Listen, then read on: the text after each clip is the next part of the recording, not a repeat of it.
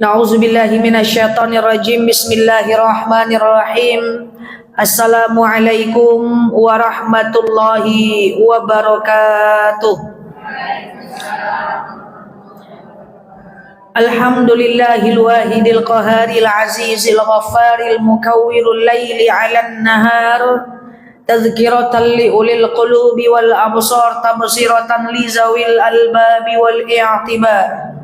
Walhamdulillahilladzi nahmaduhu nasta'inuhu nastaghfiruh wa na'udzu billahi min syururi anfusina wa min sayyiati a'malina may yahdihillahu fala mudilla lahu wa may yudlilhu fala hadiyalah.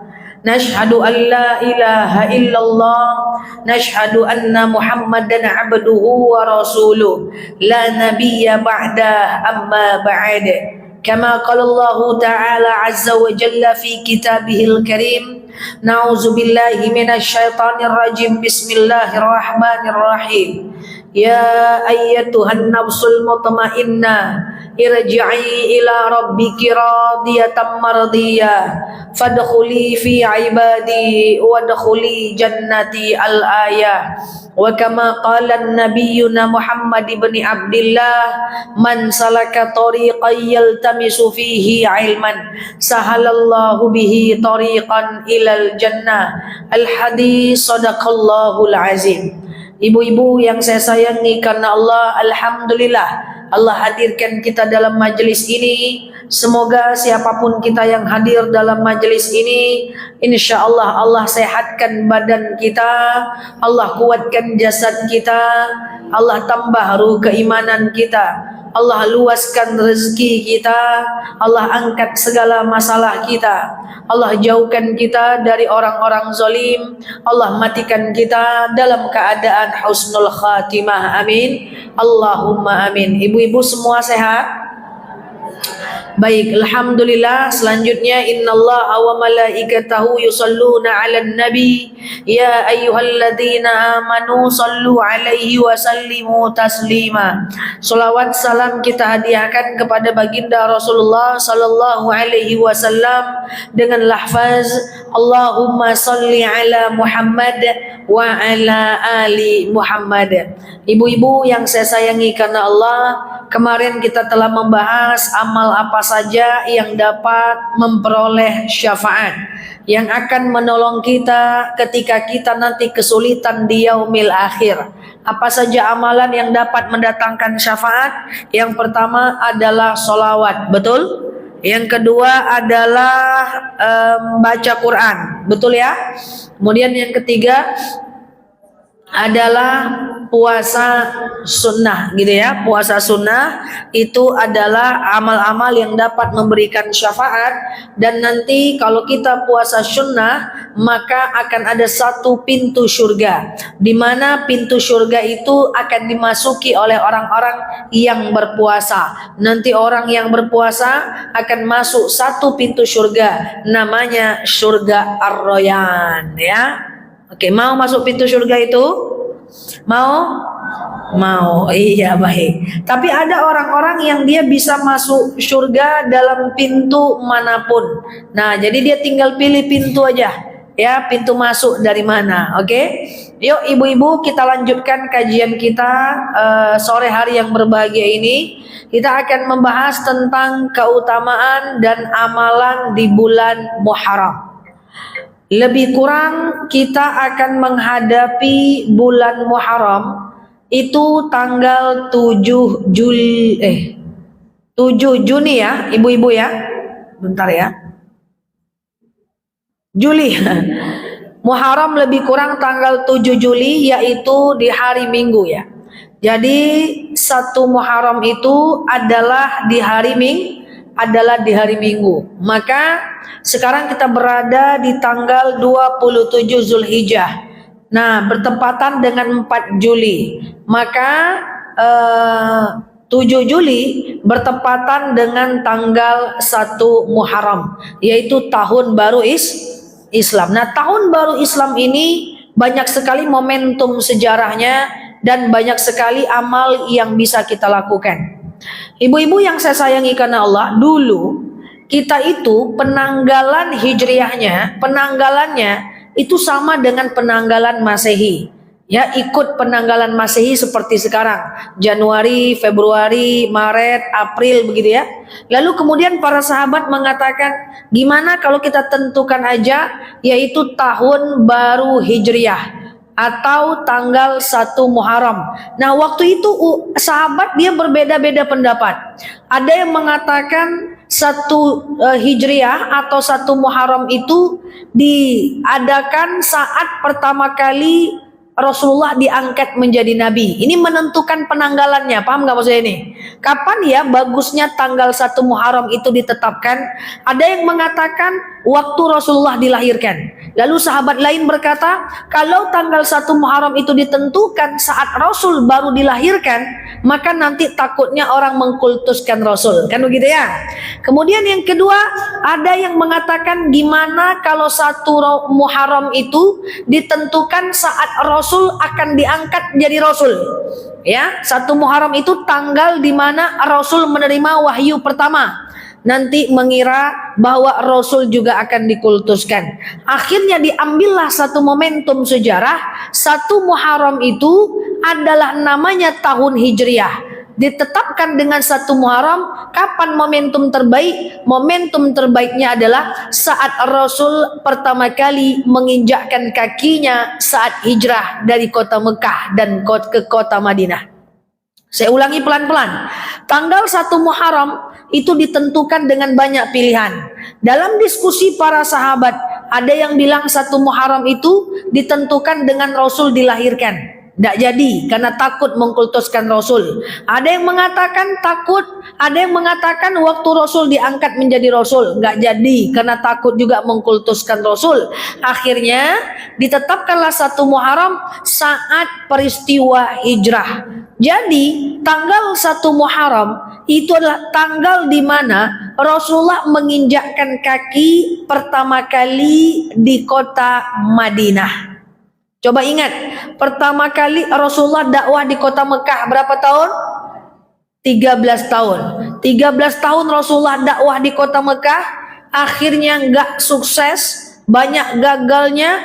Kemudian Rasulullah hijrah dari kota Mekah ke kota Madinah, berjalan kaki dari Mekah ke Madinah, ibaratnya dari Pekanbaru ke Payakumbuh, nyampe di kota Madinah.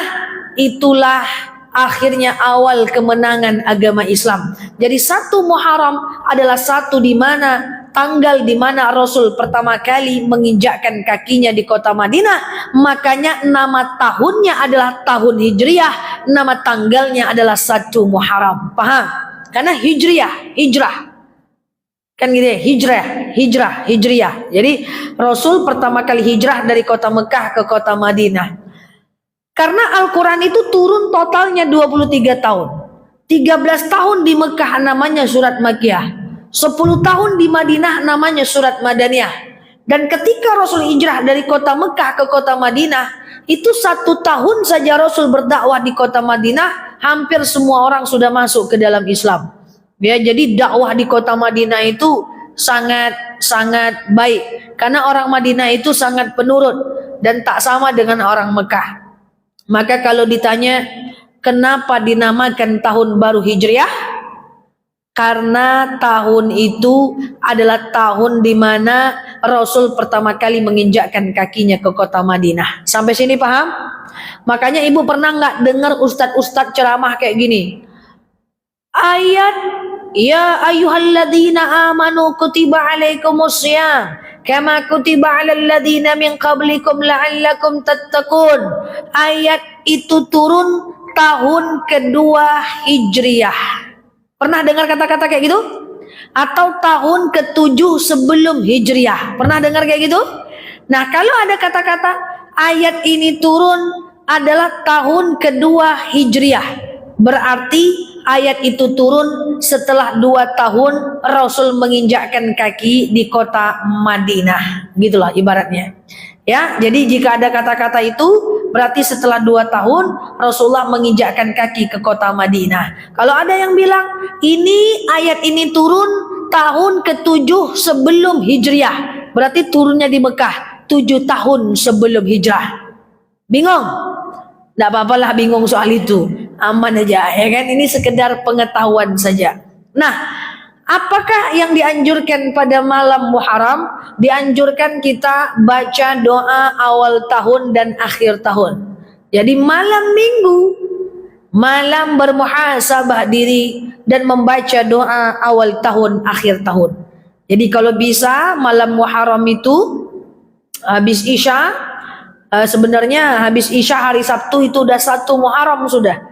Karena pergantian waktu dalam Islam itu dimulai dari maghrib. Jadi tanggal itu sudah Muharram ya. Jadi malam minggu ya adalah malam 1 Muharram. Dianjurkan kita baca doa awal dan akhir tahun. Silakan dicari di kitab Majmu' Syarif, di buku doa-doa, boleh lihat saja di manapun. Baca doa awal dan akhir tahun di bulan di tahun baru Islam. Oke? Yang pertama apa tadi? Baca doa awal dan akhir Yang kedua adalah kita dianjurkan bermuhasabah pada malam tahun baru Hijriah. Nah, apa tujuannya? Kita diamanahkan untuk mencatat kira-kira dosa kita di masa lalu itu apa? Catat. Dosa masa lalu apa?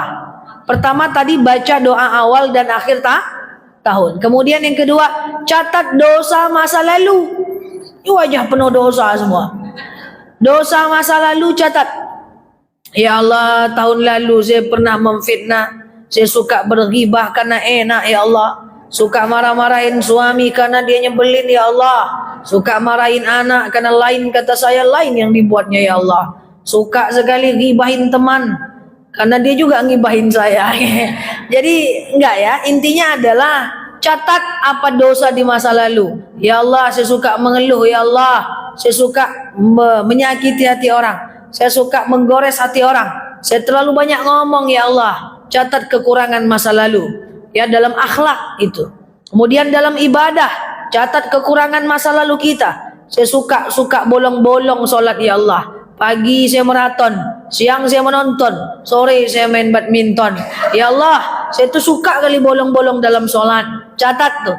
Ya Allah, saya pengen kali istiqomah puasa Senin dan Kamis, tapi tak jadi-jadi sampai sekarang ya Allah. Saya pengen sekali bangun tahajud, tapi entah kapan ya Allah. Alarmnya udah saya hidupkan, saya matikan lagi. Saya hidupkan, saya matikan lagi. Payah ya Allah, tapi nggak apa-apa ya Allah. Kata Ustazah Nela kan ibadah itu memang tak mudah. Akan ikut puluh ya kan. Catat dalam akhlak apa yang kita rusak, kita catat. Dalam hal ibadah apa yang kita rusak, kita catat. Dan kemudian yang ketiga, catat kesalahan-kesalahan dalam diri kita. Saya cepat betul Bu? Enggak ya. Dosa diri kita secara pribadi. Ya Allah, saya suka sekali buka aurat keluar rumah karena panas ya Allah. Kata Ustazah Nela enggak boleh mubazir. Baju saya terlalu banyak sampai runtuh lemari saya Allah. Kata Ustazah Nela enggak boleh mubazir, tapi saya suka sekali window shopping, belanja sana sini ya Allah. Kata Ustazah Nela enggak boleh mubazir, tapi beli tas saya bisa, kurban saya mikir 2 kali ya Allah. Kata Ustazah Nela enggak boleh mubazir, saya beli baju tak pernah mikir, beli Quran mikir bulan depan ya Allah. Catat itu. Kok diam? Paham nih? Catat itu, mubazir, beli barang tidak mengantarkan kepada ibadah. Entah apa-apa aja yang dibeli, nyampe rumah tak terpakai. Ya Allah, kata Ustazah Nela, ya Allah, mubazir itu berdosa. Tapi terlalu banyak mainan kerudung lucu-lucu saya beli, habis itu terkangkang tak terpakai. Saya terlalu banyak beli baju, ya Allah, ini bagus, ini bagus. Tapi rupanya sampai di rumah tak terpakai. Catat itu, dosa kepada diri sendiri.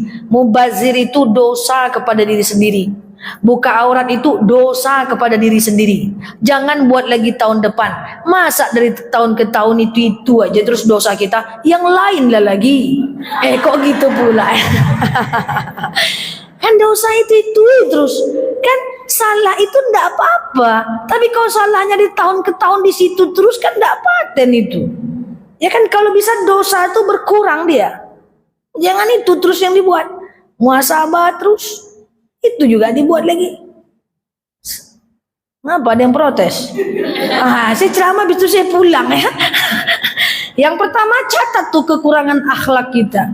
Yang kedua, catat tuh kekurangan ibadah kita. Ketiga, catat dosa dengan diri sendiri. Dosa dengan diri sendiri itu catat. Buka aurat, banyak betul pakaian, tas-tas di rumah. Jangan lagi mubazir tahun depan. Masa cantik-cantik kawan syaitan. Innal mubadzirina kanu ikhwana syaitan. Maka mubazir itu kawan syaitan. Tak boleh kita mubazir. Nanti takut orang berkawan dengan syaitan. Oke? Selanjutnya, apa yang kita catat? Yaitu dosa kita kepada orang lain. Itu kita catat. Jangan dibuat lagi. Ya suka marah-marah. Suka nyakitin hati orang lain. Ya suka kita ini bikin orang lain sedih, suka membuat orang lain terpukul. Kalau menang dalam perdebatan kita senang. Kalau kita menang dalam perdebatan kita merasa paling hebat, merasa kita paling pintar, orang lain semua salah. Itu tidak boleh. Jangan sakiti hati orang lain. Sebisa mungkin kita tidak menyakiti hati siapapun. Biar kita disakiti, yang penting kita jangan menyakiti. Dosa kepada orang lain. Catat. Catat tuh orang-orang yang pernah kita gibahi.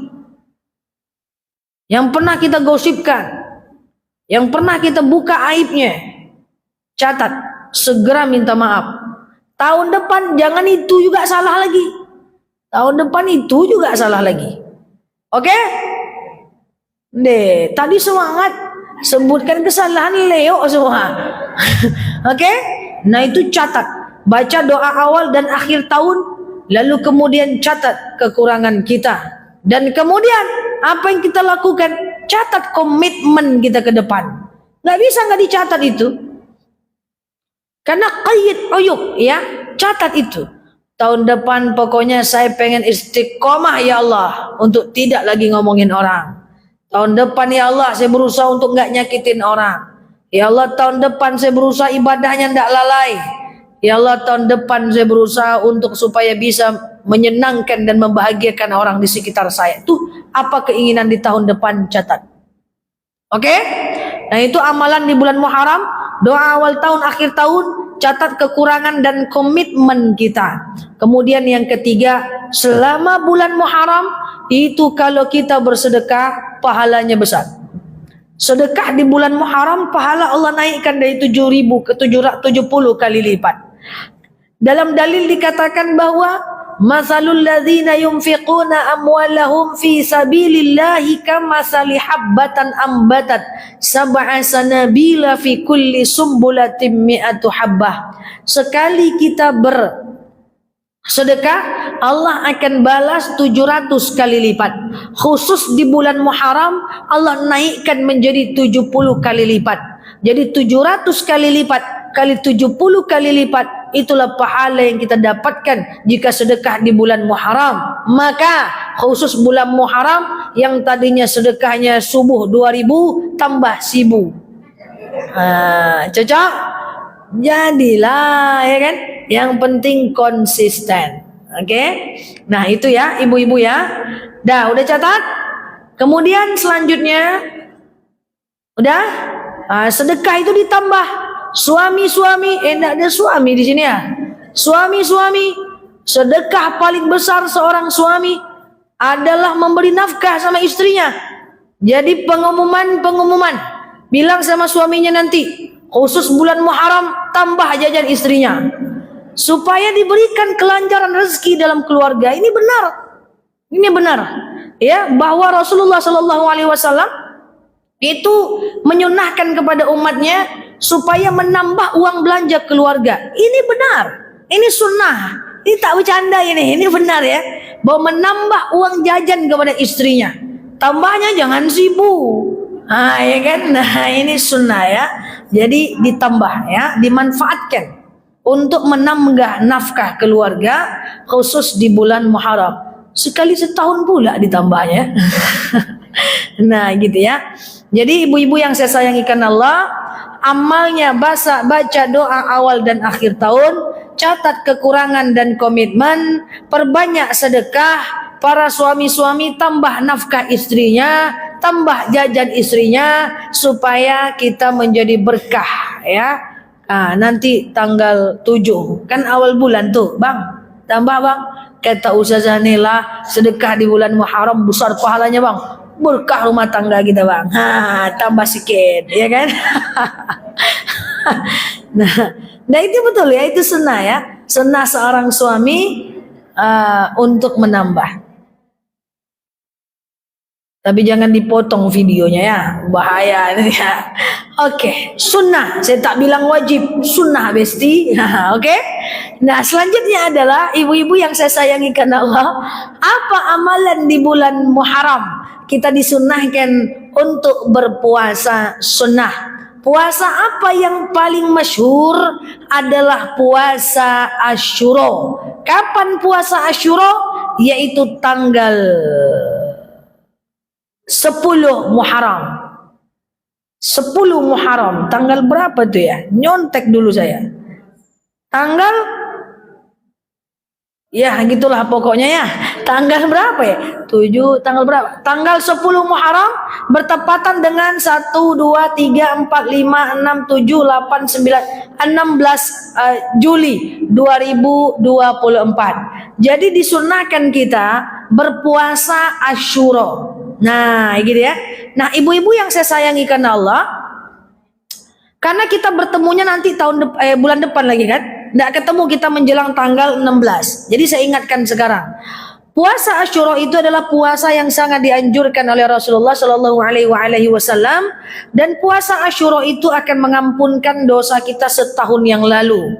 Hanya saja saya jelaskan, hanya saja orang Nasrani dan orang Yahudi juga melakukan puasa Asyura. Suatu ketika dalam kitab At-Tirmizi dijelaskan, seorang sahabat bertanya kepada Rasulullah, berkata kepada Rasulullah, "Ya Rasulullah, ya Rasulullah, bukankah orang-orang Nasrani dan Yahudi juga berpuasa di hari ini?" Gitu. Jadi kan Rasul dan para sahabat berpuasa. Ada seorang sahabat bertanya, "Ya Rasulullah, bukankah orang Yahudi dan Nasrani juga berpuasa di hari ini?" Apa kata Rasulullah? Oke, mulai tahun depan kita tambah 1 tanggal 9 Muharram, namanya puasa Tasu'a.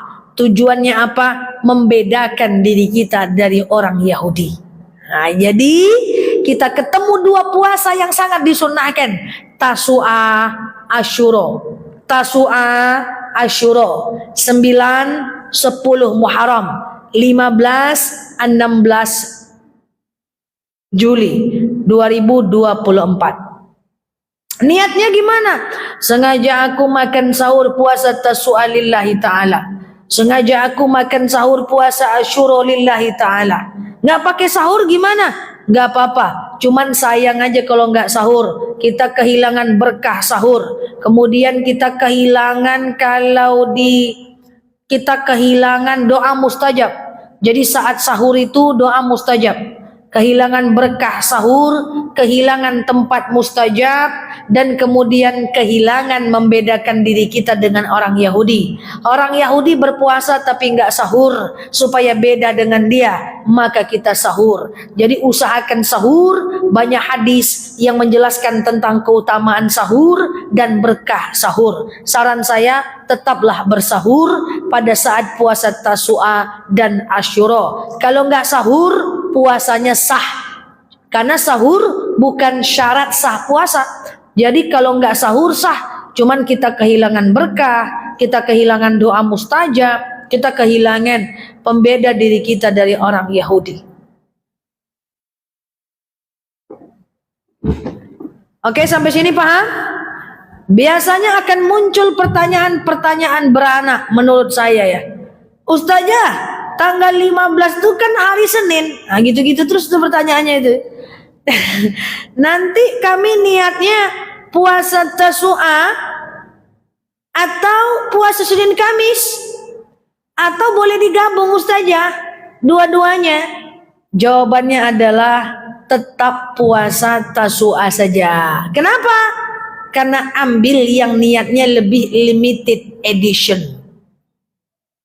Karena Senin Kamis bisa nanti lagi. Oke? Nanti muncul lagi pertanyaan. Ustazah, bagi yang belum qada puasa, bisa puasa Tasu'a dan Asyura enggak? Ya kan? Kan ibu ketawa sendiri itu kan yang ibu pikirkan. Saya belum qada puasa. boleh nggak saya puasa Tasu'a dan Asyura?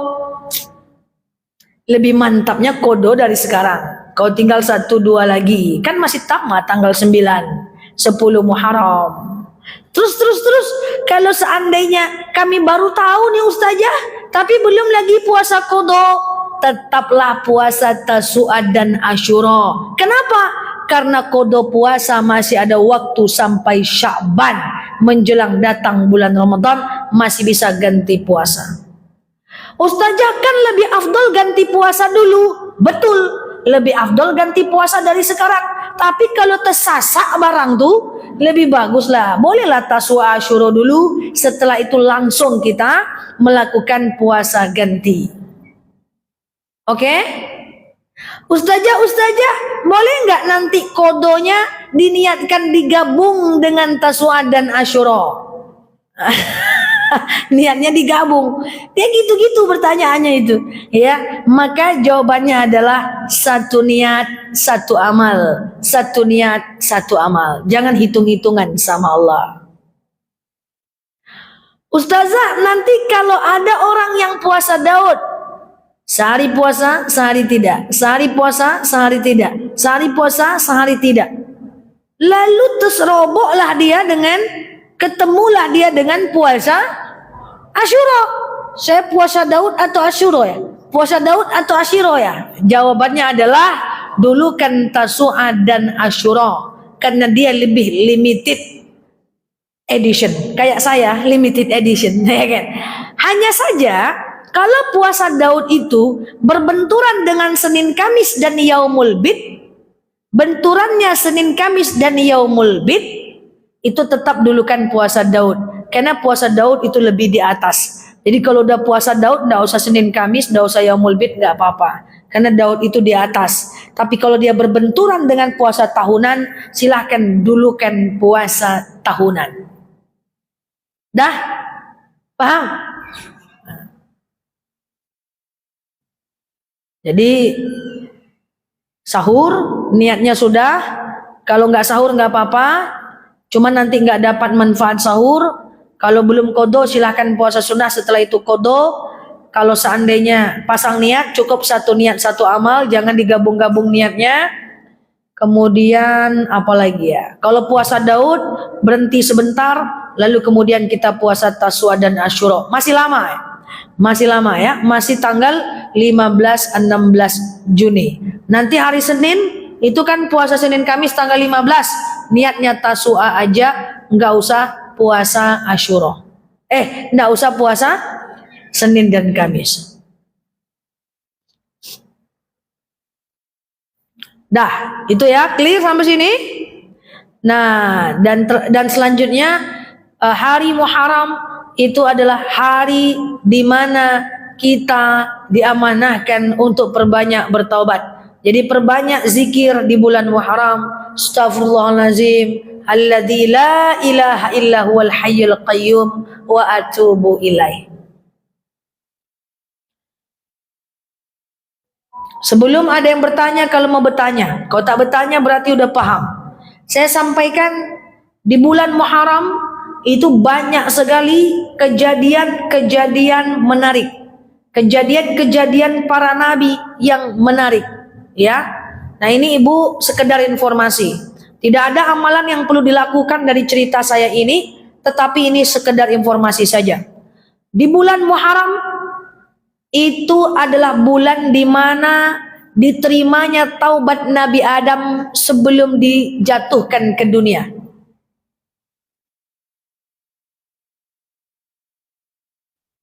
Kan kata Allah kepada Nabi Adam, wa qulna ya Adam uskun anta wa zaujukal jannah. Hai Adam, kau tempatilah surga ini. Kata Allah kepada Nabi Adam, tapi digoda oleh syaitan. Jangan, apa kata Allah? Wala taqraba hadhihi syajarah. Jangan kau dekati pohon ini. Pohon ini enggak ada namanya. Pohon apa? Riwayat tidak ada yang menjelaskan. Rupanya Nabi Adam tetap mendekati pohon itu. Ya, dan kemudian memakannya. Lalu kemudian karena itu adalah perintah dari masukan dari syaitan. Lalu Nabi Adam bertaubat kepada Allah, dijatuhkan ke bumi. Nabi Adam diturunkan di India, Siti Hawa diturunkan di Jeddah. Bertemulah di padang Arafah, padang kasih sayang, Jabal Rahmah. Bayangkan, yang satu di Jeddah, yang satu di India, bertemu di padang Arafah. Nah, itu adalah sebelum diturunkan ke bumi, Nabi Adam bertaubat dan pada akhirnya dimaafkan oleh Allah. Taubat Nabi Adam itu dijelaskan diberikan pada bulan Muharram. Rabbana zalamna anfusana wa illam taghfir lana wa tarhamna lanakunanna minal khasirin. Ya Tuhan, sungguh kami telah menzalimi diri kami. Wa illam taghfir lana, kalau kalian tak maaf, kalau Allah tak maafkan kami, lanakunanna minal khasirin, sungguh kami termasuk orang-orang yang merugi. Okey? Diterimanya taubat Nabi Adam di bulan Muharram. Yang kedua, diselamatkannya umat Nabi Nuh dari banjir badang. Banjir badang, banjir bandang, ya kan? Nabi Nuh itu diselamatkan oleh Allah Subhanahu wa taala itu di bulan Muharram. Nabi Nuh punya kapal, kapal Nabi Nuh. Okey?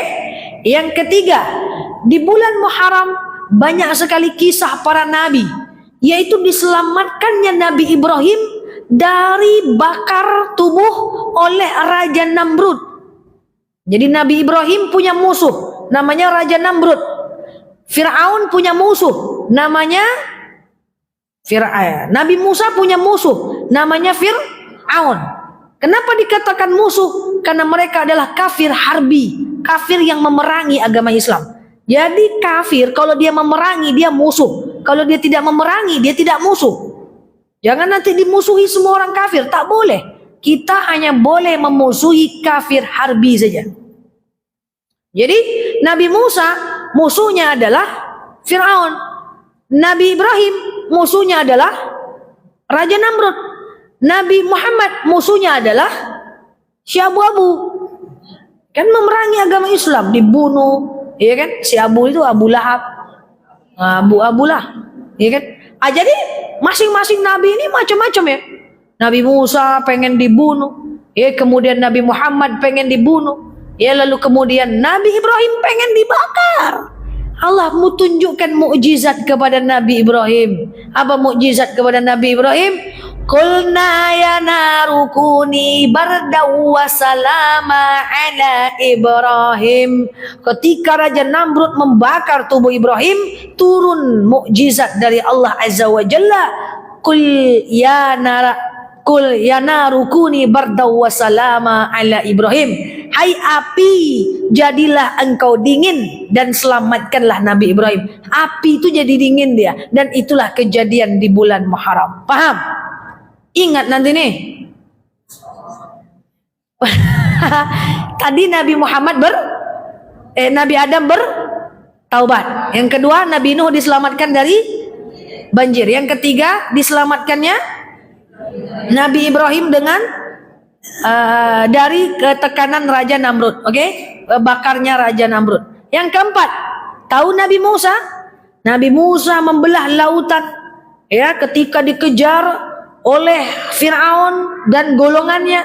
Lalu Nabi Musa dia melewati Laut Merah, ya, Laut Merah yang ada di Mesir yang pernah saya ceritakan kemarin beberapa waktu yang lalu saya ke sana. Dibelahlah Laut Merah, lalu kemudian lewatlah Fir'aun, lalu Fir'aun tenggelam. Tenggelamnya si Fir'aun tadi itu di bulan Muharram. Okey? Dah. Tak tinggi tanda itu.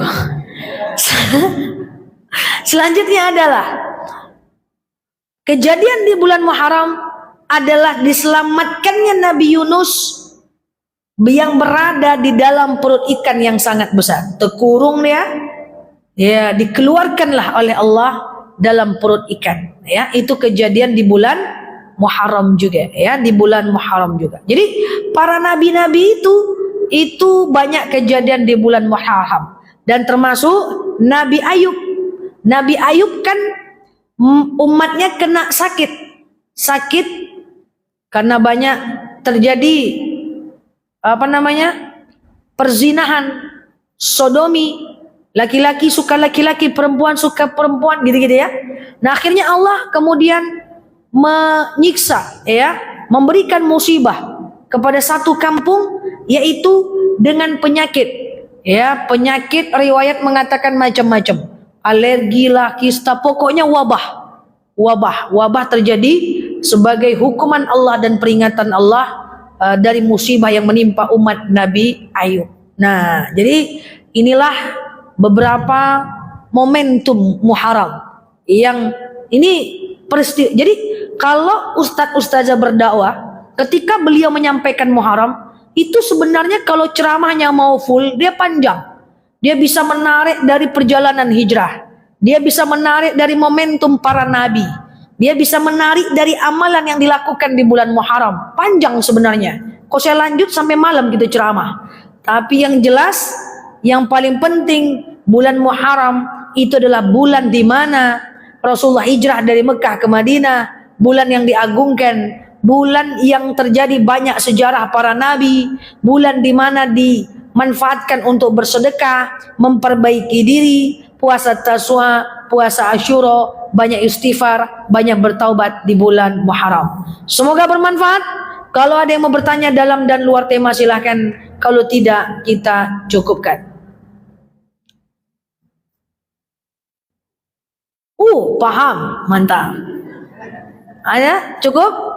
Wallahu a'lam bishawab. Jangan lupa nanti ya para nabi-nabi itu, ya. Baik, wallahu a'lam bishawab. Ala hazihi niyah al-Fatihah.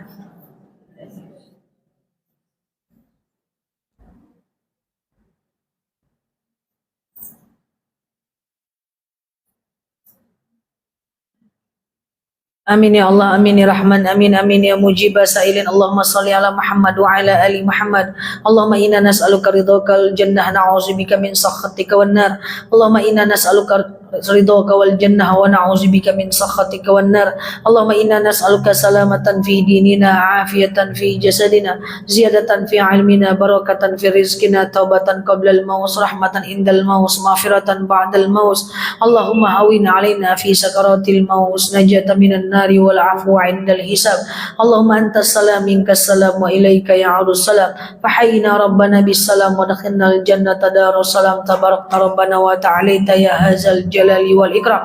Allahumma inna na'udzubika minal hammi wal hazan, na'udzubika minal ajzi wal kasal, na'udzubika minal jubni wal bukhli, na'udzubika min ghalabati ad-dini wa qahar rijal. Allahumma yassir 'alaina umurana wa la tu'assir 'alaina umurana ya rabbal alamin. Allahumma in kana rizquna fis sama' fa anzilhu, wa in kana rizquna fil ardi fa akhrijhu, wa in kana rizquna ba'idan fa qaribhu, wa in kana rizquna haraman fa tahhirhu, wa in kana qalilan fakaththirhu ya rabbal alamin. Allahumma rabbana anfa'na bima 'allamtana wa 'allimna ma yanfa'una. Allahumma rabbana hab lana min azwajina wa dhurriyyatina qurrata a'yuni waj'alna lil muttaqina imama. Allahumma ighfir lana dhunubana wa liwalidina warhamhuma kama rabbawna shighara. Allahumma istajib du'ana ya Allah, istajib du'ana ya Rahman ya Rahim ya mujibas sa'ilin. Allahumma salli ala Muhammad wa ala ali Muhammad. Subhana rabbika rabbil izzati amma yasifun. Salamun alal mursalin. Alhamdulillahi rabbil alamin. Wallahu